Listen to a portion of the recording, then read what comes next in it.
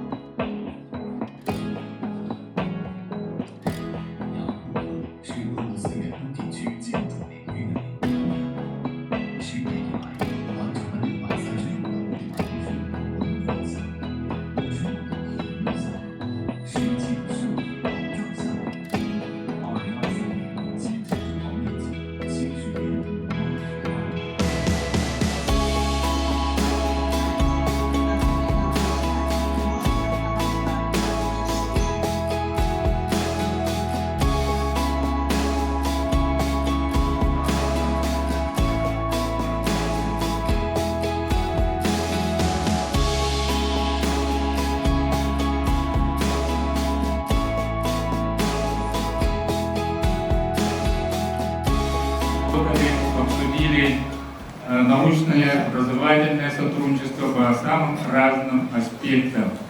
Были очень интересные выступления. Я думаю, что сейчас уже как регионы России, Китая и других стран могут сотрудничать, мы обсудим. Я хотел бы, прежде чем начать работу, поделиться приятной новостью. 19 мая, 30 лет назад, в этот же день начался циркумполярный авиаперелет, организованный Северным форумом. И сегодня мы в Китае в этот же день начинаем наш циркумполярный авиаперелет по странам Азии, так скажем. Да? И это очень...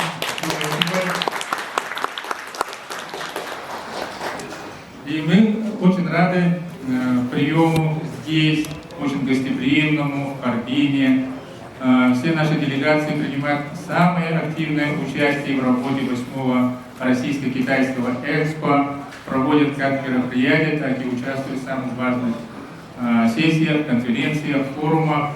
И, конечно же, мы выражаем искреннюю признательность корпорации Сюань, которая приняла наш форум, организовала все на высшем уровне. И господину президенту Сюэ Синфа наша глубокая признательность, и его команде, конечно же. Ну, с этими словами я предлагаю начать нашу работу. И хотел бы попросить господина президента сказать несколько приветственных слов для новых участников нашего форума. 大家发言非常之热烈，而且我从中学到了很多东西，比如北极的这个前景，以及它的巨大政治和经济效益。下午我们又迎来了我们最правительство Российской Федерации в 2024 году два района Ханты-Мансийского автономного Югры вошли в арктическую зону Российской Федерации, Березовский и Белоярский район. Регион с целью формирования обеспечивающей структуры, логистики, освоения севера предусмотрел формирование транспортного коридора Арсению Сергеевичу Николаеву. Друзья, коллеги, добрый день. Рад приветствовать вас всех, участников делового и научного форума «Северный форум. Китай. Сотрудничество в области инновационных технологий по охране и развитию Арктики». Объявленные президентом Российской Федерации Владимиром Владимировичем Путиным приоритеты развития Дальнего Востока и Арктики определяют геостратегическое значение Республики Саха-Якутия в развитии России. Сегодня Якутия выступает активной площадкой крупнейших инвестиционных проектов России, способных изменить баланс сил в формировании многополярного мира. Создаются новые транспортные коридоры, объекты электрогенерации, расширяется торговое взаимодействие с странами Азии, Ближнего Востока, Африки, СНГ. Уверенность в дальнейшем развитии отношений нам дают не только достигнутые результаты, но и новые направления развития. Одним из важнейших направлений нашей работы является развитие Арктики.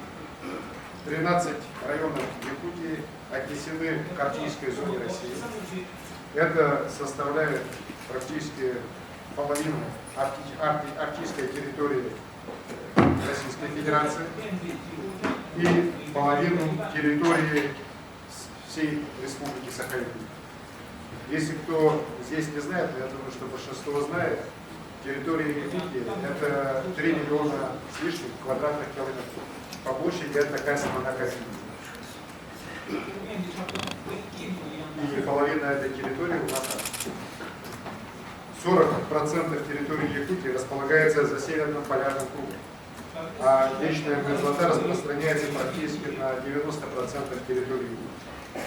Для нас важно обеспечить внедрение инновационных технологий, которые улучшат качество жизни жителей Арктики и сохранят хрупкий экологический баланс. Россия, как самая большая по площади страна в мире и в арктическом регионе, сегодня становится центром изучения процесса изменения климата в мировом масштабе. Поскольку изменение климата, в особенности в области вечной мерзлоты на северо-востоке России, приводит к дальнейшим климатическим изменениям в Азии, да и во всем мире. В Якутии накоплен уникальный опыт исследований вечной мерзлоты, основанный на многолетней работе Института мерзлотоведения, Сибирского отделения Российской академии наук, а также Северо-Восточного федерального университета имени Максима Кирича-Муса. На национальном уровне сейчас внедряются наши инициативы по созданию межведомственной системы государственного мониторинга и управления состоянием вечной мерзлоты в арктической зоне. Считаю, что инновационные методы прогнозирования и регулирования изменений вечной мерзлоты, гидрологии северных рек должны стать актуальной повесткой международного взаимодействия в рамках деятельности Северного форума. Это особо актуально в свете того сильнейшего наводнения, которое сегодня испытывает Республика Саха-Якутия на реке Лена. Мы также поддерживаем инновационные проекты внедрения возобновляемой энергетики в арктических территориях, которые, кроме экономии топлива, кратно уменьшают негативное влияние на экологию. Совместно с Русгидро у нас уже введено в строй 6 гибридных энергокомплексов с использованием солнечной энергии. В этом году планируется ввести еще 4. В целом, в ближайшие 2-3 года их число увеличится многократно до 72 труднодоступных населенных пунктов Якутии, и экономия дизельного топлива на этих 6 работающих комплексах составляет порядка 30-40%. В зоне особого внимания находятся проекты цифрового развития. Совместно с Министерством цифры Российской Федерации по поручению президента мы сейчас реализуем проект «Синергия Арктики», который предусматривает строительство 7000 километров высокораскосных сетей доступа в интернет на северо-востоке России. Сеть подключена к подводной высокоскоростной линии связи на трассе Северного морского пути, а также будет иметь выходы на Чукотку и на Магадан. И, конечно же, это в разы повысит безопасность коммуникаций на северо-востоке страны и безопасность судоходства по Северному морскому пути. Доступность широкополосного интернета значительно расширит возможности телемедицины, дистанционного образования, оказания государственных, муниципальных услуг для жителей Арктики. В условиях стремительных изменений международной жизни Якутия уделяет большое внимание вопросам развития устойчивых связей со своими стратегическими партнерами. Несомненно, это справедливо по отношению к друзьям из Китайской Народной Республики. Доброй традицией стало регулярное проведение в городе Якутске международного форума «Северный форум по устойчивому развитию», в котором участие принимают представители центральных и региональных органов власти разных стран, широкий круг экспертов. При поддержке Северного форума ведущее высшее образовательное учреждение Якутии, Северо-Восточный федеральный университет, создал российско-азиатский консорциум арктических исследований, целью которого является расширение и укрепление научно-исследовательских связей между ведущими исследовательскими центрами арктического и азиатско-тихоокеанского региона. Китай выступает одним из важнейших партнеров Северного форума для последовательного развития сотрудничества. Налажены крепкие связи с многими образовательными учреждениями, в том числе с Океанологическим университетом Китая, Кельвинзянским университетом, Харбинским политехническим университетом, Чанчунским научно-техническим институтом и другими. Развиваются, конечно же, вот и сотрудничество с деловыми партнерами, и здесь я особо хочу подчеркнуть роль компании Сюаньюань. В этой связи для Китая и Северного форума открывается широкий простор для развития различных проектов. Со своей стороны Республика Саха-Якутия готова оказать всемирное содействие во благо конструктивного и взаимовыгодного сотрудничества. Желаю участникам форума плодотворной работы, поиска эффективных решений и непременной удачи в осуществлении всех намеченных планов. Благодарю за внимание.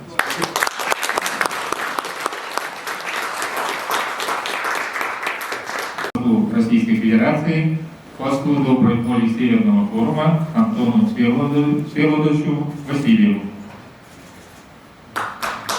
Трудно придумать, как это можно было бы еще улучшить. Тем не менее, жизнь не стоит на месте, резервы всегда есть.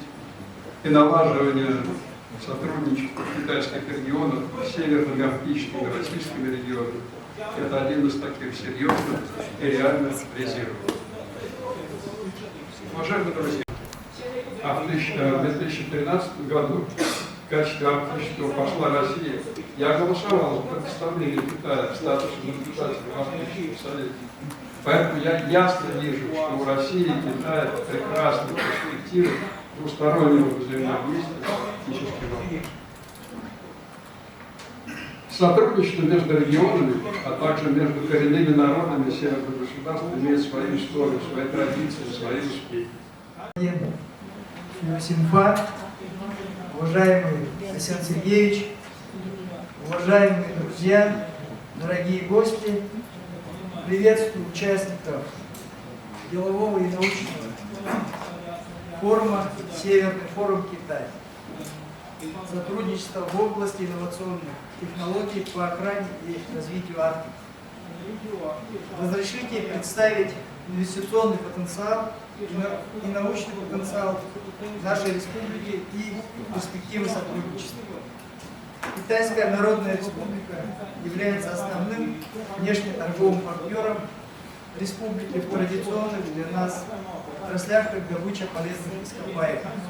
В последнее время мы видим огромный потенциал сотрудничества в сфере обрабатывающей промышленности, туризма, креативной экономики, научной деятельности, культуры и спорта.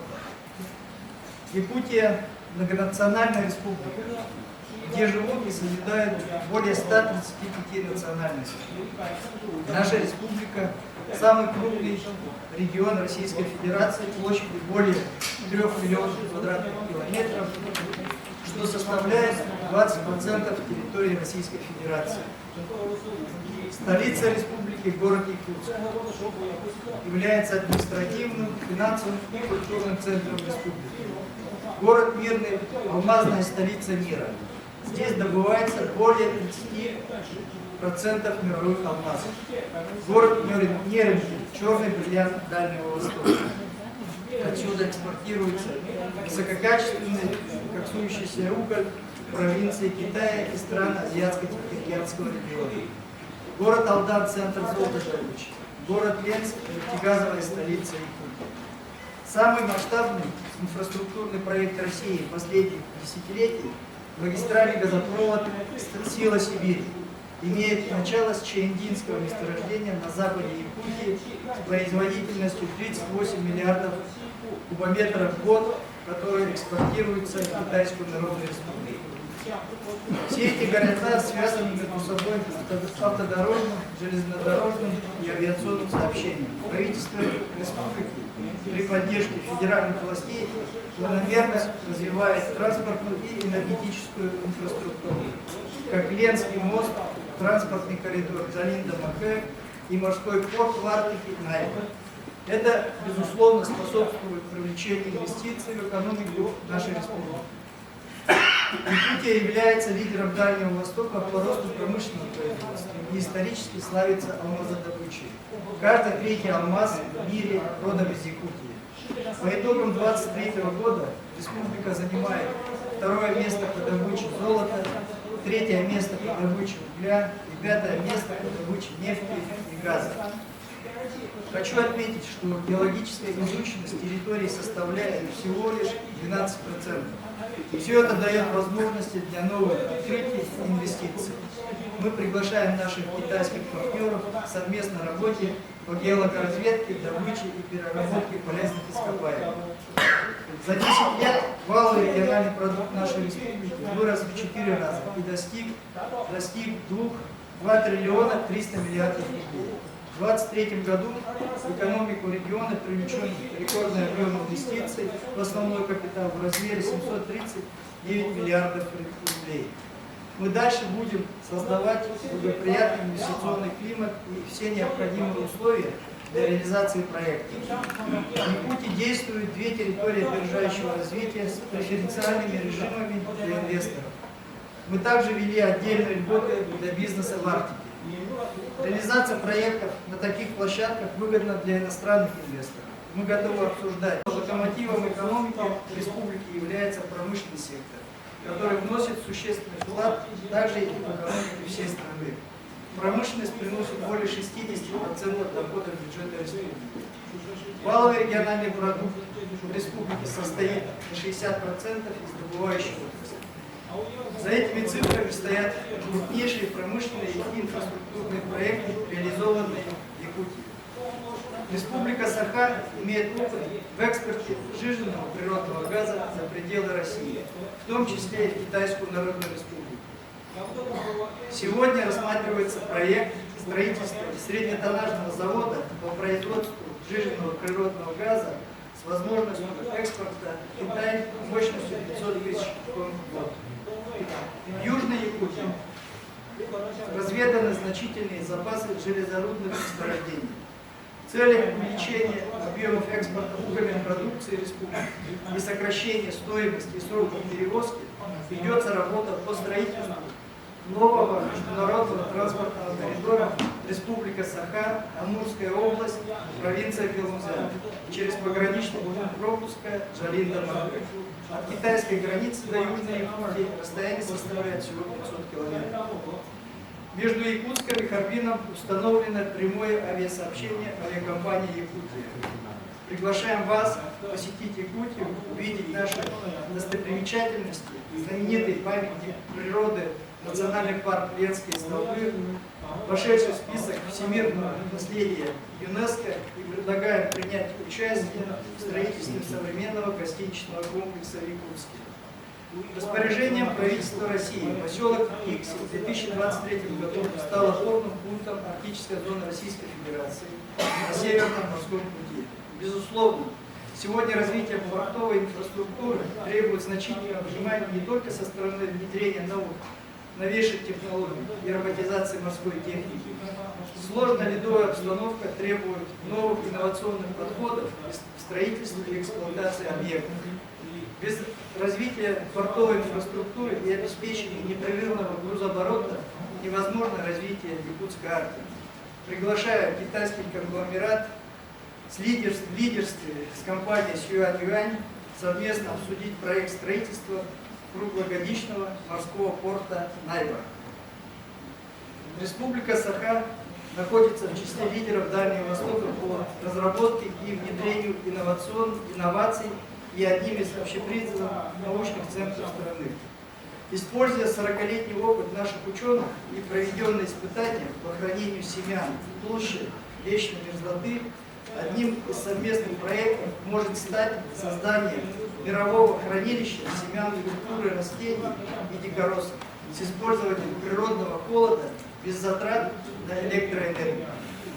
Благодаря вечной мерзлоте последние уникальные находки мамонтовой фауны были найдены на территории республики, такие как голова юкагирского мамонта, мамонтенок юка и другие палеонтологические ценности.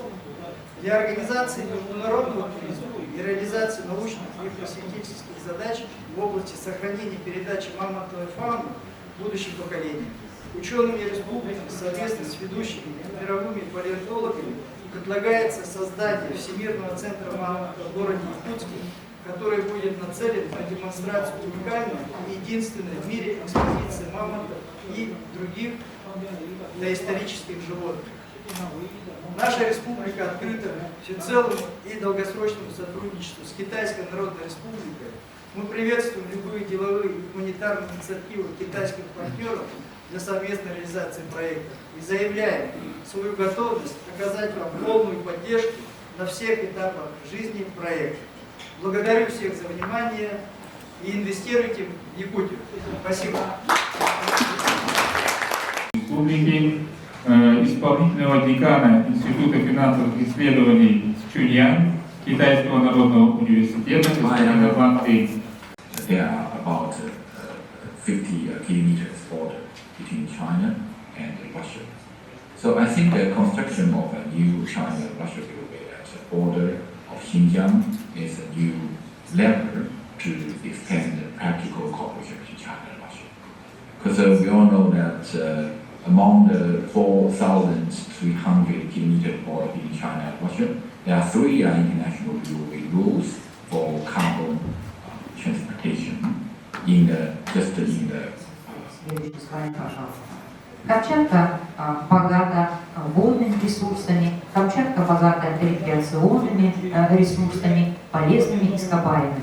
В Российской Федерации по использованию возобновляемой энергии солнца, ветра, воды. Единственная в России геотермальная электростанция, которая использует энергию тепла Земли, энергию вулканов, находится на Камчатке. Следующий слайд, пожалуйста.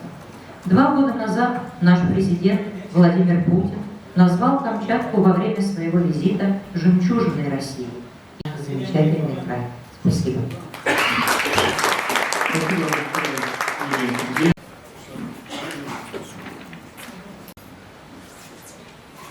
Уважаемый Александр Сергеевич, уважаемый господин Сюаньпа, Владимир Николаевич, все присутствующие.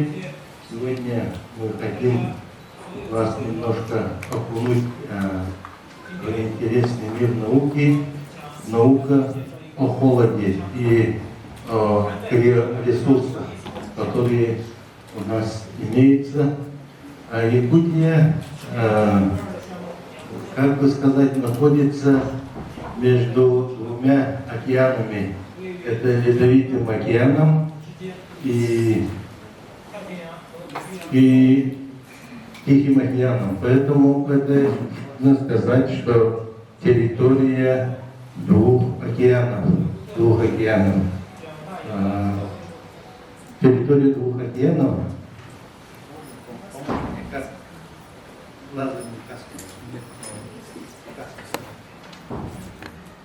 работу на фундаментальном уровне, А при главном значении, конечно, это мамонтовая фауна,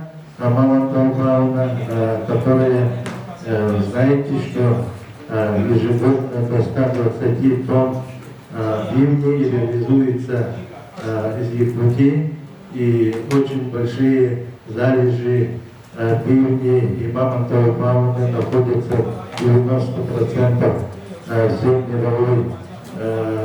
мировой возможности.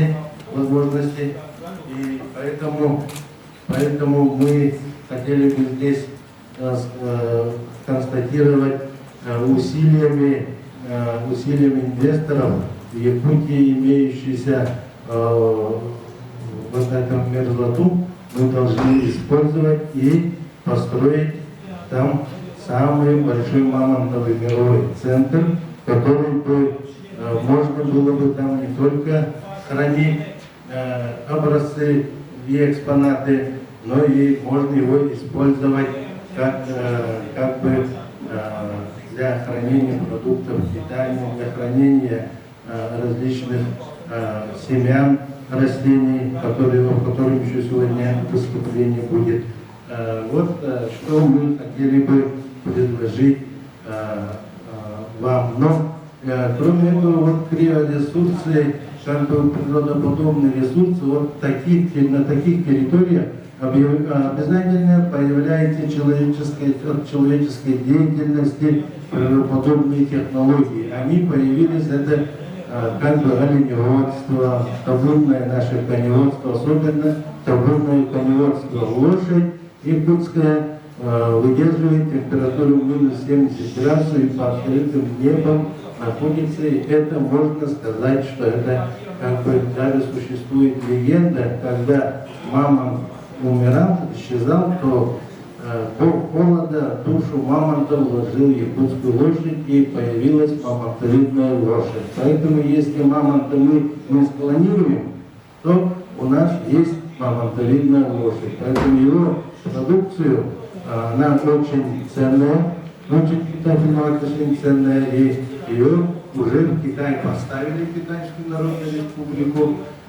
Китайцы его попробовали, оценили, и, наверное, если в соответствии с инвестированием, это направление будет развиваться.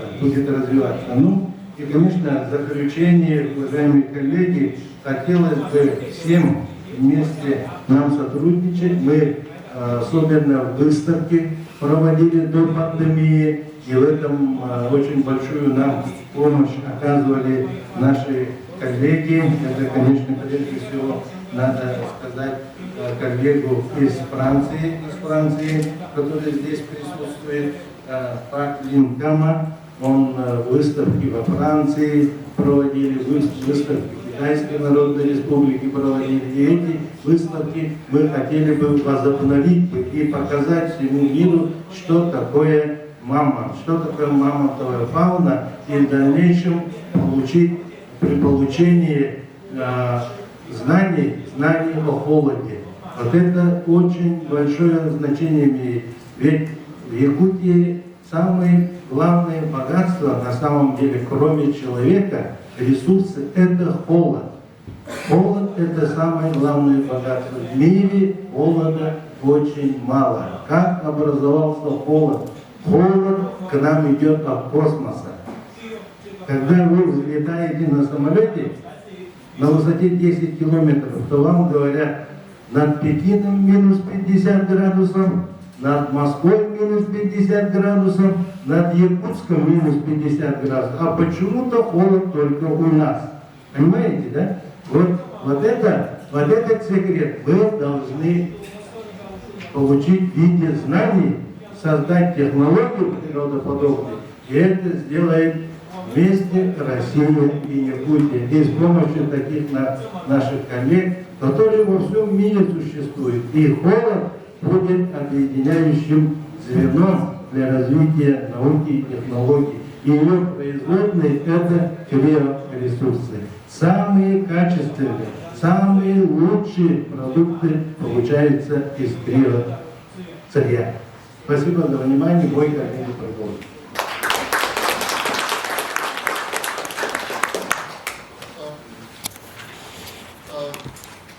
家，贵宾们、贵宾你们好，我是从法国来的，我从小去法国，那么我的中文讲得不太好，不过还是可以。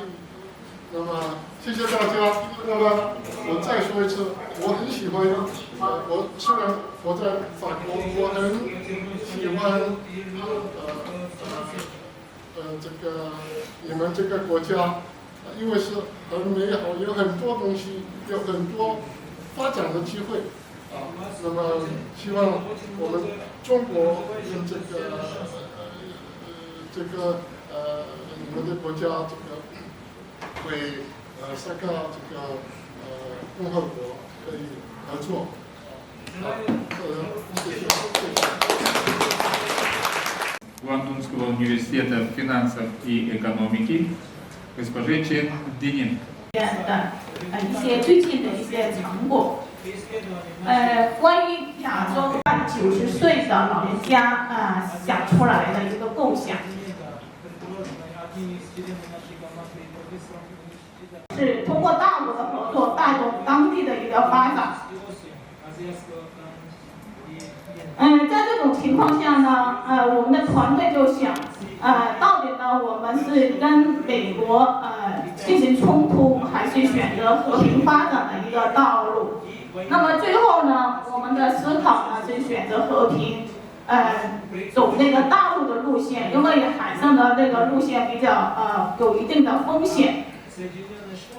那么希望呢，通过高铁进行一个发展的一个战略，蛮重要的。那么英国的强大呢，建立在发达的铁路。那么美国的高速公路，推动了它从太平洋到大西洋有一个纵横的一个发展。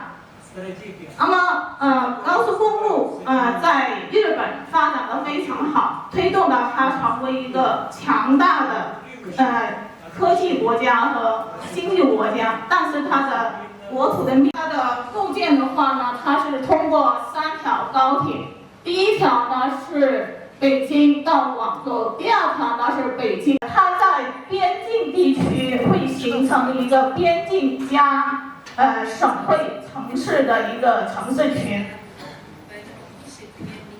特别我们观察到老挝，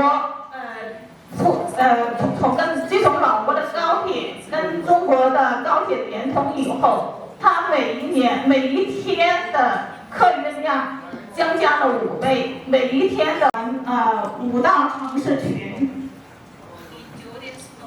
那么是一个钻石模型。如果这个中轴线构建成功，它未来这一块有可能出现边境城市加昆明、边境城市和南宁这样的一个程序区呢，是在中国是最强的，并且有3个世界一流的城市，它往北和往南两边可以辐射。最后我们的结论是这样的。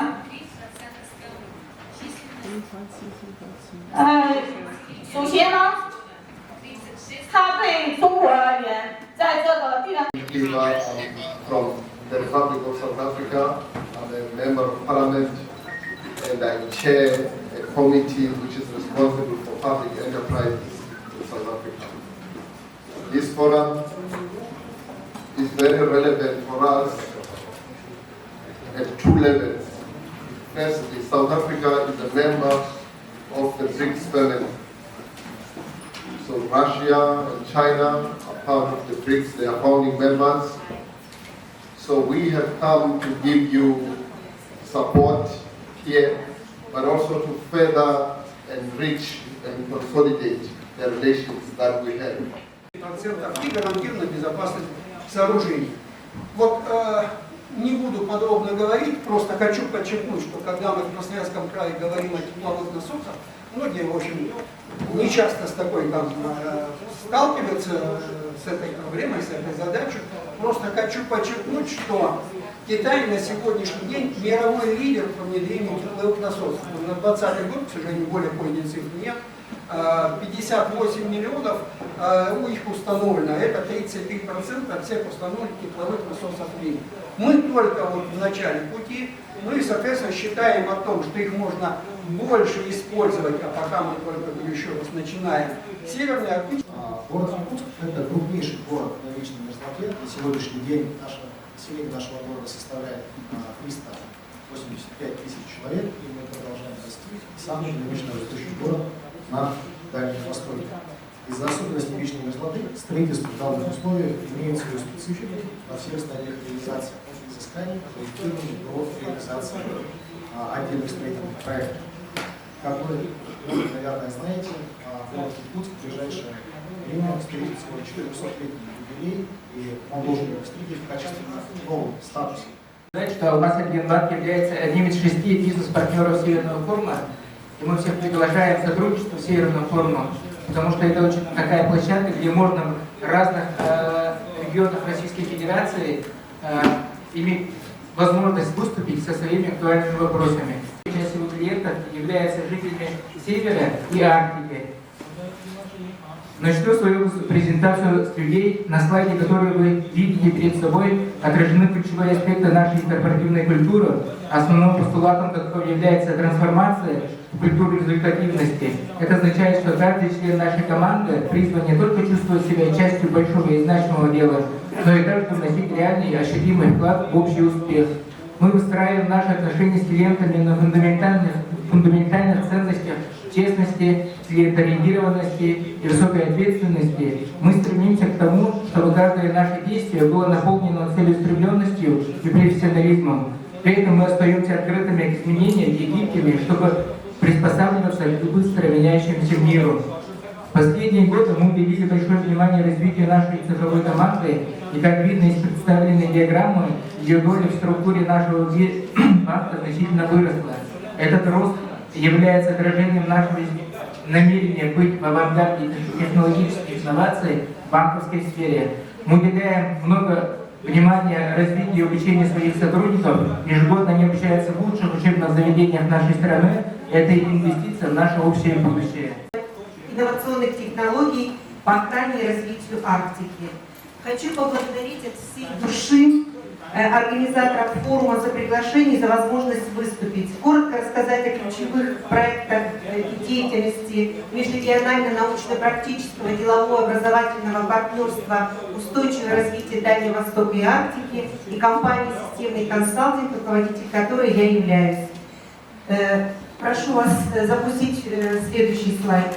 С начала второго десятилетия 21 века в нашей стране был взят курс на ускоренное и опережающее развитие регионов Дальнего Востока и Арктической зоны Российской Федерации. Я буду говорить дальше.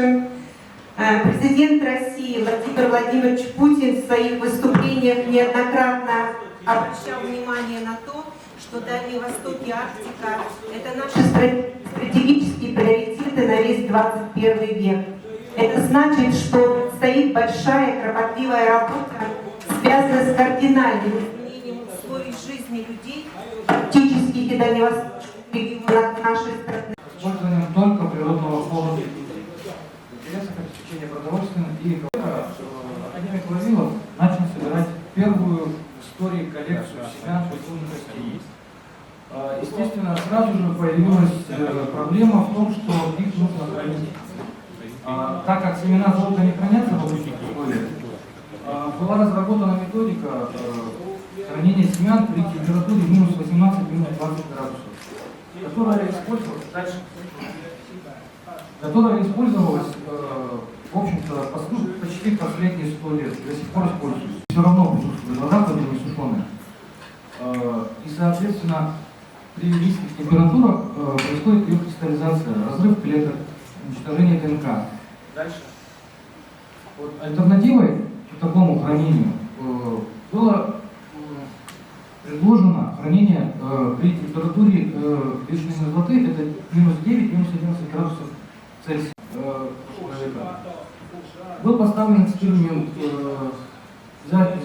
дуплетная коллекция ВИРа, Всероссийского института растениеводства.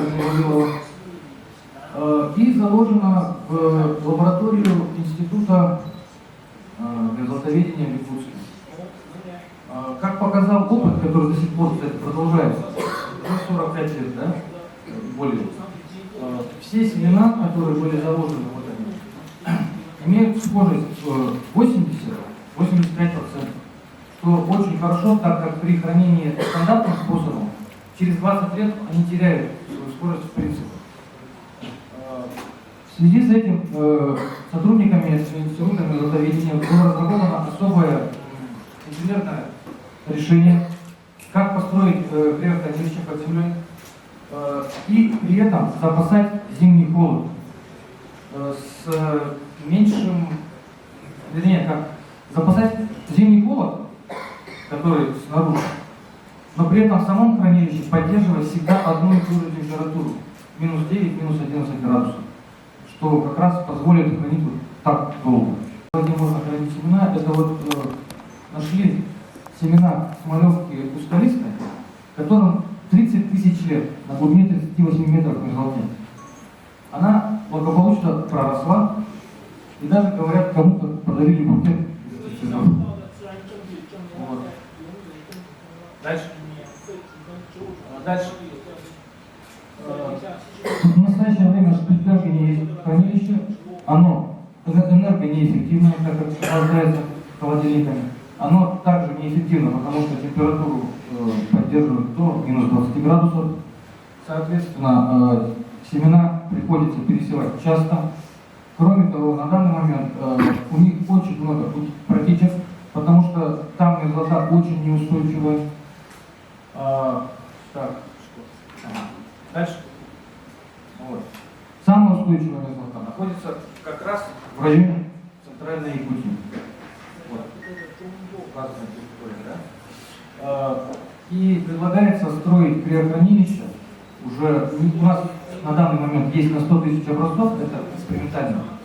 Предлагается построить на 1 000 000 образцов и организовать международное криохранилище семян, чтобы обеспечить нашу экологическую и продуктовую безопасность. Вот эти семена, которым уже больше 45-46 лет. Семена диких растений, которые обычно исчезающие, вымирающие виды, чтобы они сохранились. Также можно хранить любые другие дикороссы. Это как раз обеспечит экологическую безопасность. Дальше. Вот это семена, которым 45 лет. Они все проросли. Здесь фасоль и горох. Создание криохранилища семян наиболее ценных видов растений отмечено в указе президента Владимира Владимировича Путина номер 44 от 8.02.22 года. Назад. Хранилище семян растений в толще многолетних мерзлых пород, использованием только природного холода, резко повышается современной чрезвычайной глобальной политикой экономической ситуации. В связи с тем, что национальное хранилище семян растений России, работающее за счет стопроцентного искусственного рефрижераторного охлаждения и потребляющее огромное количество электроэнергии, находится на Кубани и становится весьма уязвимым, а также в связи с тем, что Россию путем санкций практически изолировали от мирового хранилища семян скотобережения. Пособие. Они как раз успели написать методическое пособие по подготовке семян растений, диких растений, к хранению. Я несколько экземпляров принес, я их оставлю на столе. Кому интересно, посмотрите. Хорошо, спасибо. 10 лет занимаемся газомоторным топливом. Газомоторное топливо было внедрено от Урала и до Камчатки в Перу.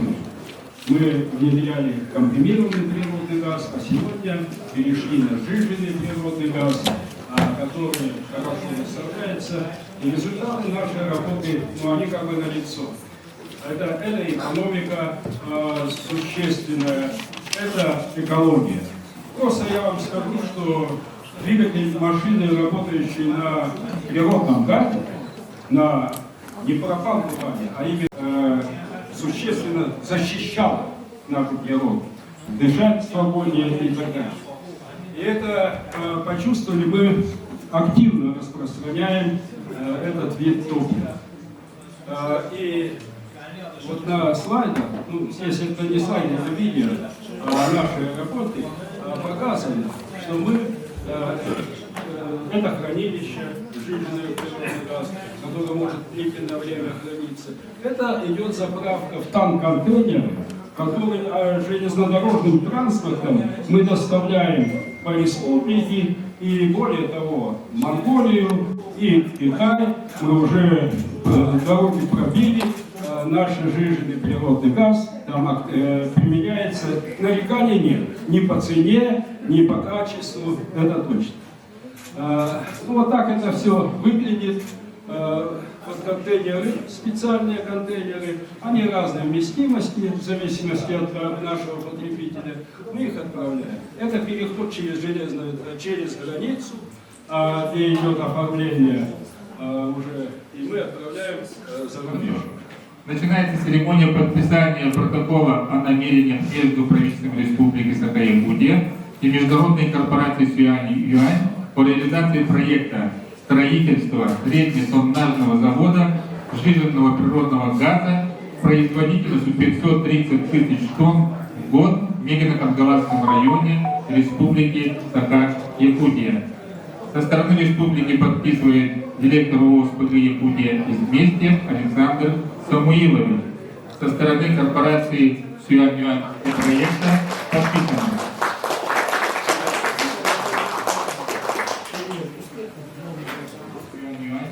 О реализации проекта строительства глубоководного морского порта Найба в бухте Фикси. Соглашение подписывают со стороны Республики Саха-Якутия первый заместитель председателя правительства республики Джилустан Анатольевич Борисов, со стороны корпорации Сюань-Юань Групп президент Сюэ Цинфа. Приглашаю.